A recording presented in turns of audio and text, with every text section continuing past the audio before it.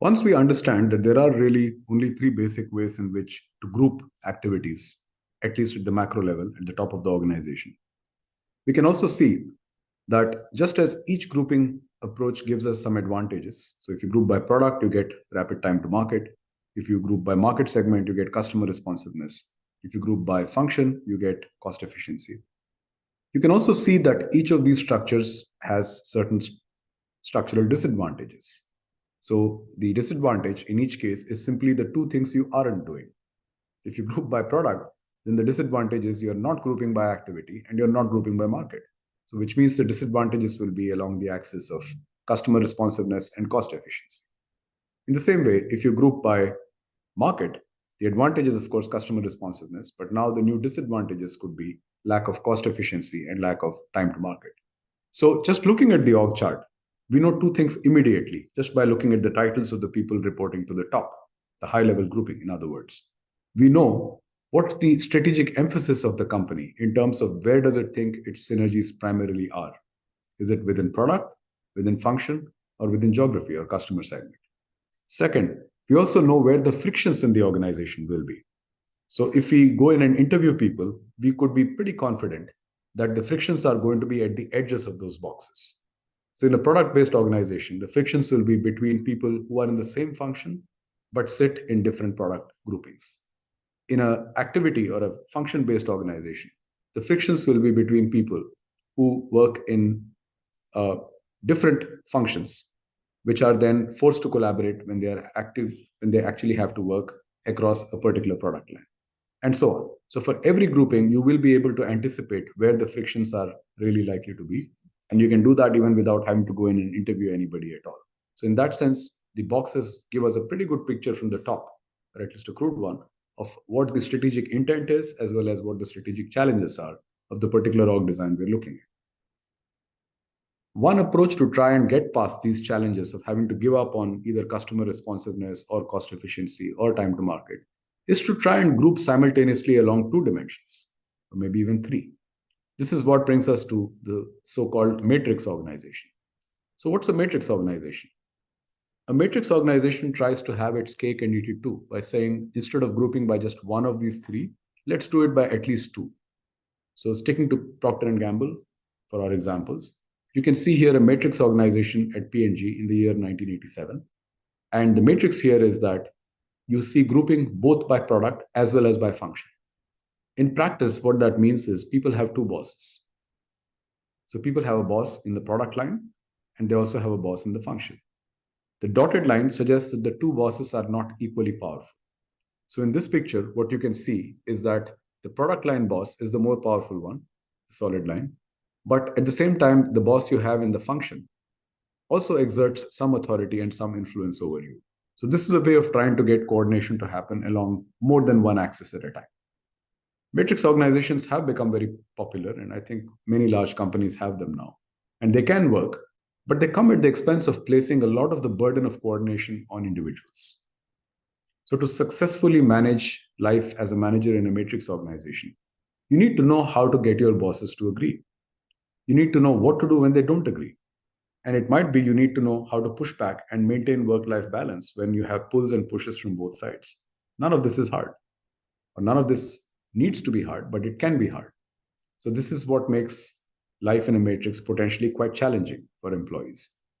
In addition, the approach to matrix design, in some sense, to me, smacks of laziness. I say that because in a traditional design, when you pick to group by function or by geography or by product, the top management is making a call saying we are prioritizing synergies along one of these axes. What is top management doing when they set up a matrix? They're saying we can't make any prioritization. Everything is important. Go out there and make it work. That does place a lot of the burden of coordination back on managers in the system. So burnout, I think, is quite high in these systems because in practice, it turns out to be fairly hard to manage all these different axes of coordination at the same exact time. It often reminds me a bit of playing whack-a-mole, because where problems pop up in one part of the system and you solve them, they will pop up somewhere else.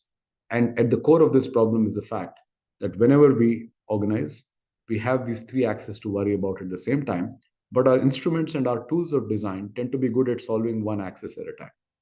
This has been historically the approach to thinking about org design for a long time. And it has been also one of the reasons why reorganizations are so common.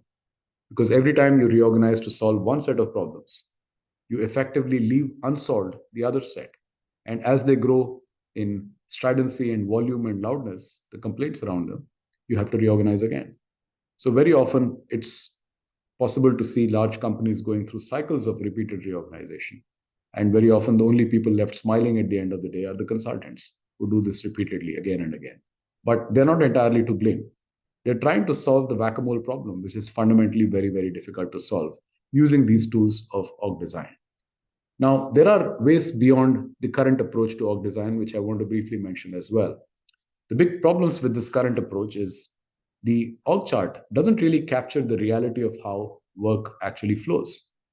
It tells us something about the intention of the designer about how work should flow, but not the reality of how it actually flows.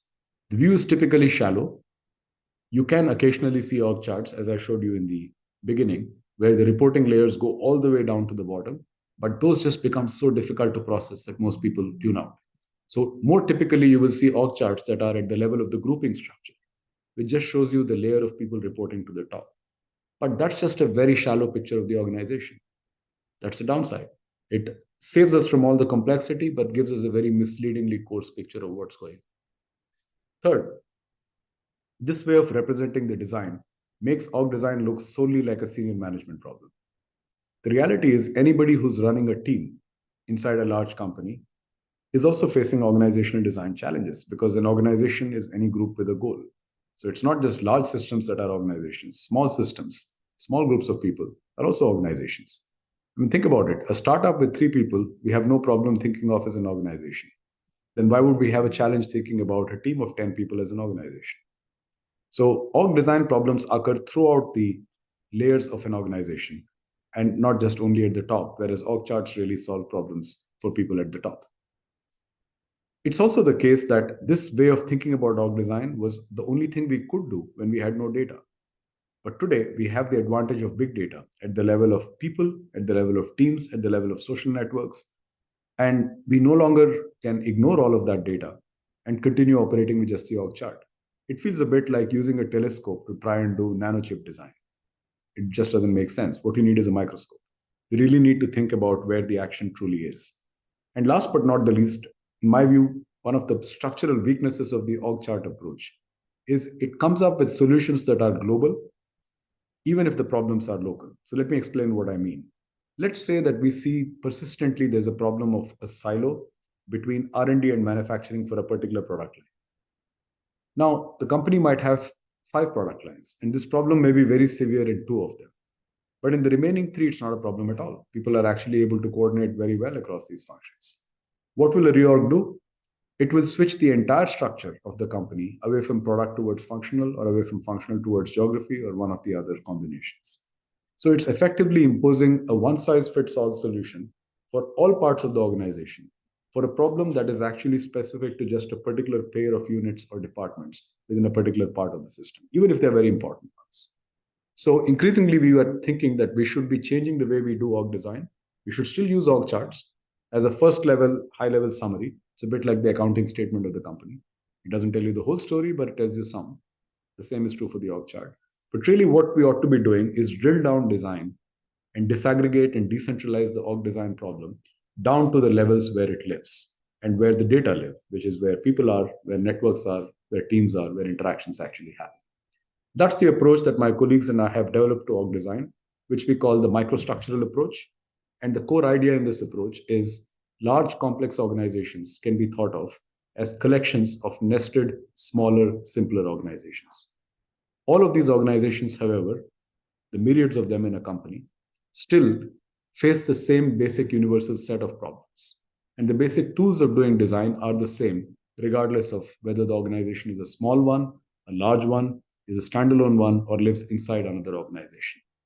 That approach has given us a lot of power in being able to come up with general ways of doing design, which are very data intensive and can scale very well all the way from teams all the way up to ecosystems. I hope you'll be interested to learn more about it. Thank you.